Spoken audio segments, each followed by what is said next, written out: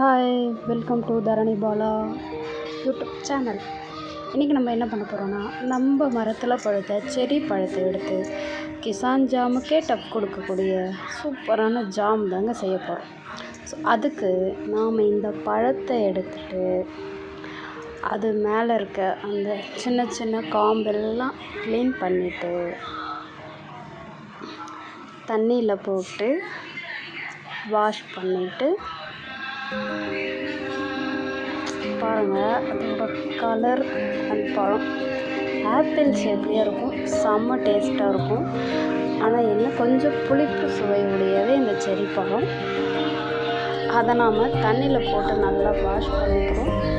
Wash பண்ணிவிட்டு already ஒரு கடாயில் தண்ணி ஊற்றி கொதிக்க வச்சுருக்கேன். அதில் இந்த வாஷ் பண்ண பழத்தெல்லாம் போட்டு நல்லா வேக வச்சுக்க போகிறோம்.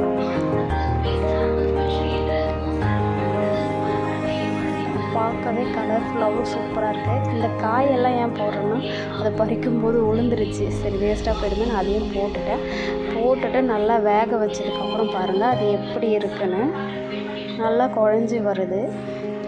ஏன் நம்ம இந்த ப்ராசஸ் பண்ணுறோன்னா, அதில் சின்ன சின்ன விதைலாம் இருக்குங்க, அதை எடுக்கிறதுக்கு தான்.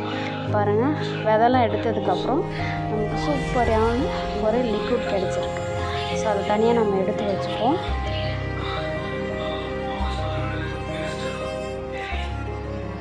இவ்வளோ குவான்டிட்டி வந்தது. ஸோ அந்த விதையெல்லாம் இன்னும் நல்லாவே பிசைஞ்சு அந்த விதையை தனியாக எடுத்துகிட்டு மறுபடியும் கடாயில் கொஞ்சம் தண்ணி ஊற்றி அதில் சுகர் போட்டுக்கிறோம்.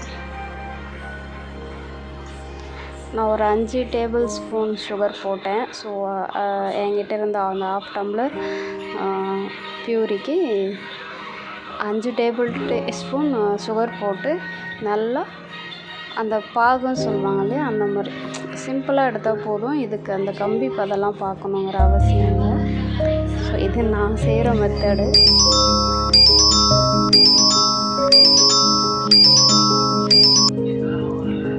பாருங்கள், இதுதான் அந்த பழத்தோட விதை. ஒவ்வொரு பழத்துலையும் 4 விதை இருக்கும், 3 விதை 4 விதை இருக்கும். ஸோ அந்த பியூரியை தனியாக எடுத்துகிட்டு விதையை தனியாக எடுத்துகிட்டு அதுக்காக தான் அந்த வேக வைக்கிற ப்ராசஸ்.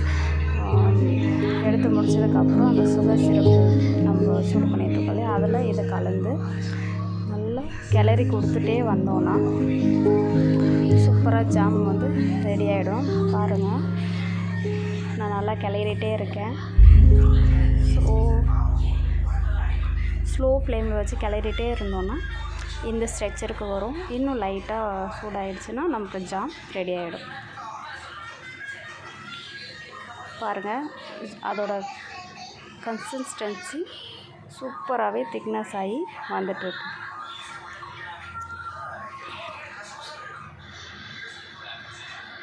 இன்னும் நல்லா கிளறிட்டே இருந்தப்போ எனக்கு கரெக்டாக அந்த ஜாம் பதம் வந்தது. பாருங்கள், கடைசியாக இருக்கிற அவுட்புட் இது தான்.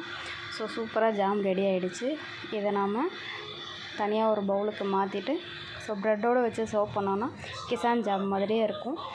ஸோ இவ்வளோ நேரம் என்னோடய வீடியோ வாட்ச் பண்ணதுக்கு ரொம்ப நன்றி. ஸோ இந்த மாதிரி இன்ட்ரெஸ்டிங்கான வீடியோஸ் இதுதான் இல்லை, எனக்கு வரதை நான் போடுவேன். ஸோ நீங்கள் செஞ்சு பார்த்துட்டு ஜாம் எப்படி இருக்குன்னு சொல்லி கமெண்ட்டில் சொல்லுங்கள். ஓகே, டாட்டா, பாய் பாய்.